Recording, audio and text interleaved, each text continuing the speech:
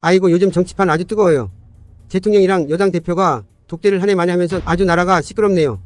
그런데 이게 참 원래는 중요한 얘기를 하려고 독대를 하는 거잖아요. 근데 지금은 그냥 만나는 자체가 뉴스거리가 되어버렸어요. 거참 이게 뭐랄까 나무보다 숲을 봐야 하는데 지금은 나무만 보고 있단 말이죠. 아주 재밌는 구경거리가 됐습니다. 아니 여러분 생각해보세요. 대통령과 여당 대표가 독대한다. 이건 보통 국민들이 크게 개의치 않는 일 아닙니까? 정치인들끼리 만나서 얘기하는 건 평소에 자주 있는 일이어야 되는데 그게 이렇게 데스토필 된다는 게 참 어이가 없는 거죠. 그럼 윤 대통령 입장에서 한번 봅시다. 이번에 한동훈 대표가 독대를 요청했는데 그걸 대통령이 깔끔하게 거절했어요.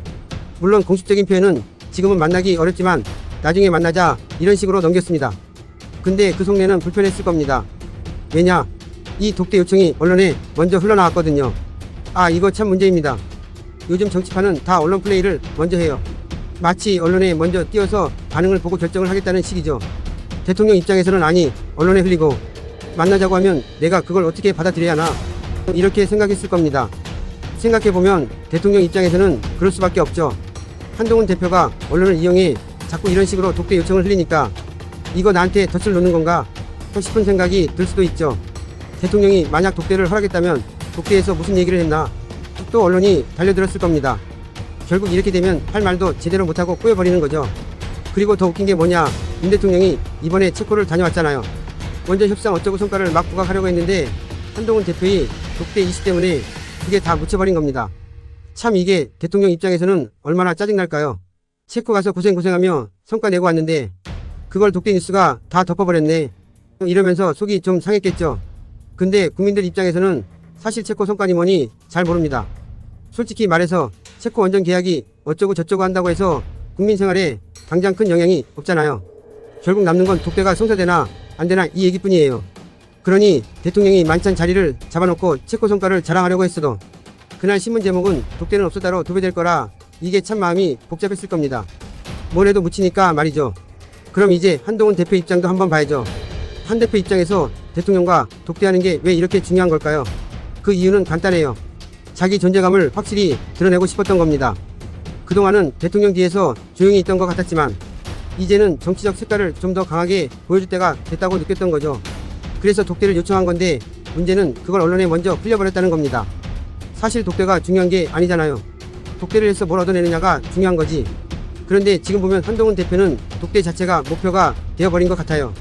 어떻게든 독대를 성사시키는 게 본인이 정치적으로 이득이 된다고 생각하는 건데 그게 그렇게 쉽진 않겠죠. 그리고 독대를 언론에 먼저 흘리면 그게 진정성이 있어 보이겠습니까? 사실 독대를 한다고 해서 뭐가 딱 해결될까요? 한 대표가 독대에서 얘기하려는 두 가지 큰 이슈가 있는데 하나는 김건희 여사 사과 문제고 다른 하나는 의대 정원 증원 문제입니다. 그런데 이 둘 다 대통령실에서 긍정적인 답변을 내주기 힘들 거란 말이죠. 특히 김건희 여사 사과 문제는 대통령 입장에서 굉장히 민감할 수밖에 없고 의대 정원 문제도 쉽게 답을 주기 어려운 상황이죠. 그러니 독대를 한다고 해도 뭘 얻어낼 수 있을지 미지수라는 겁니다.